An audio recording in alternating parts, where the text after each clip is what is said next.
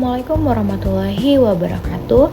Sebelumnya izinkan saya memperkenalkan diri. Nama saya Mutira Putri Aziza dengan NPM 25762082, Program Studi Teknologi Rekayasa Kimia Industri. Pada video kali ini, kita akan membahas salah satu jenis korosi yang paling umum terjadi dalam kehidupan sehari-hari. Apa ya kira-kira? Yap, benar banget, yaitu korosi seragam atau biasa dibilang dengan uniform corrosion. Korosi jenis ini sering banget ditemuin pada berbagai material logam yang digunakan dalam industri, konstruksi, transportasi, maupun peralatan rumah tangga. Sebelum kita membahas lebih jauh tentang apa sih itu uniform corrosion, kita perlu memahami terlebih dahulu apa yang dimaksud dengan korosi. Korosi adalah proses kerusakan atau degradasi material, khususnya pada logam, akibat reaksi kimia atau elektrokimia dengan lingkungan di sekitar. Proses ini menyebabkan logam kehilangan sifat aslinya, seperti kekuatan, ketahanan, dan penampilan. Korosi dapat menimbulkan kerugian yang sangat besar karena menyebabkan kerusakan peralatan, menurunkan efisiensi operasional, bahkan dapat mengakibatkan kecelakaan jika tidak ditangani dengan baik. Salah satu korosi yang paling sering dijumpai yaitu korosi seragam. Korosi seragam adalah jenis korosi yang terjadi secara merata pada seluruh permukaan logam yang terpapar lingkungan korosif. Pada korosi ini, laju penipisan material relatif sama di setiap bagian permukaan, sehingga kerusakan yang terjadi terlihat merata. Korosi seragam dianggap sebagai jenis korosi yang paling mudah dikenali dan diprediksi dibandingkan jenis korosi lainnya. Mengapa? Karena terjadi secara merata, tingkat kehilangan ketebalan logam dapat dihitung dan diperkirakan, sehingga lebih mudah dilakukan pengendalian. Sebagai contoh, besi yang dibiarkan di udara terbuka dan terkena air hujan dalam waktu yang lama akan mengalami pembentukan karat pada hampir seluruh permukaannya. Karat tersebut merupakan hasil reaksi antara besi, oksigen, dan air yang menyebabkan terbentuknya senyawa oksidasi besi berwarna coklat kemerahan. Proses terjadinya korosi seragam melibatkan reaksi elektrokimia. Pada bagian anoda, atom logam mengalami oksidasi dan melepaskan elektron. Elektron tersebut kemudian bergerak menuju daerah katoda, tempat terjadinya reaksi reduksi. Kehadiran air dan oksigen sangat berperan dalam mempercepat proses korosi. Secara umum, reaksi korosi pada besi dapat dituliskan sebagai berikut. Besi mengalami oksidasi menjadi ion besi dengan melepaskan elektron. Selanjutnya, oksigen yang terlarut dalam air menerima elektron dan bereaksi membentuk ion hidroksida. Ion besi dan ion hidroksida kemudian bereaksi membentuk senyawa yang akhirnya menghasilkan karat.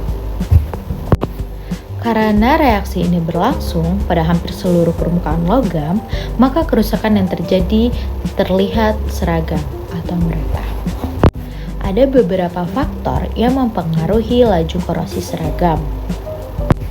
Faktor yang pertama adalah kelembapan lingkungan. Semakin tinggi kelembapan udara, semakin besar kemungkinan terbentuknya lapisan air tipis pada permukaan logam yang dapat mempercepat reaksi korosi. Faktor kedua adalah kandungan oksigen. Oksigen berperan sebagai oksidator dalam reaksi korosi. Semakin banyak oksigen yang tersedia, laju korosi umumnya akan meningkat. Faktor yang ketiga adalah suhu. Peningkatan suhu dapat mempercepat laju reaksi kimia sehingga korosi berlangsung lebih cepat. Faktor keempat adalah tingkat keasaman atau pH lingkungan. Lingkungan yang bersifat asam cenderung mempercepat korosi karena ion hidrogen dapat meningkatkan reaksi elektrokimia pada permukaan logam. Faktor berikutnya adalah kandungan garam atau elektrolit. Air laut misalnya, mengandung ion-ion yang dapat meningkatkan konduktivitas listrik sehingga mempercepat terjadinya korosi. Korosi seragam dapat ditemukan dalam berbagai contoh di kehidupan sehari-hari. Contoh yang pertama adalah pagar besi yang diletakkan di luar ruangan tanpa lapisan pelindung. Setelah beberapa waktu, seluruh permukaan pagar akan tertutup karat.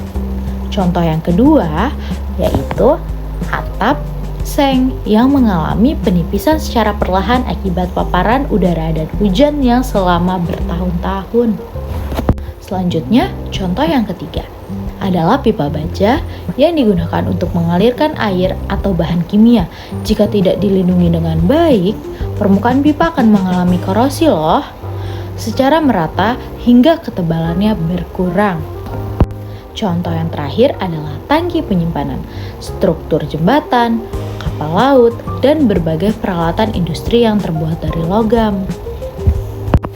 Meskipun korosi seragam dianggap kurang berbahaya dibandingkan beberapa jenis korosi lokal seperti korosi sumuran atau piton corrosion, korosi seragam tetap dapat menimbulkan kerugian yang sangat besar. Penipisan material secara terus-menerus dapat mengurangi kekuatan struktur dan menyebabkan kegagalan komponen apabila tidak dilakukan inspeksi secara berkala. Untuk mengurangi dampak korosi seragam, terdapat beberapa metode untuk pengendalian yang dapat dilakukan. Metode pertama adalah pelapisan atau coating. Permukaan logam dilapisi dengan cat, plastik, atau bahan pelindung lainnya untuk mencegah kontak langsung antara logam dan lingkungan korosif.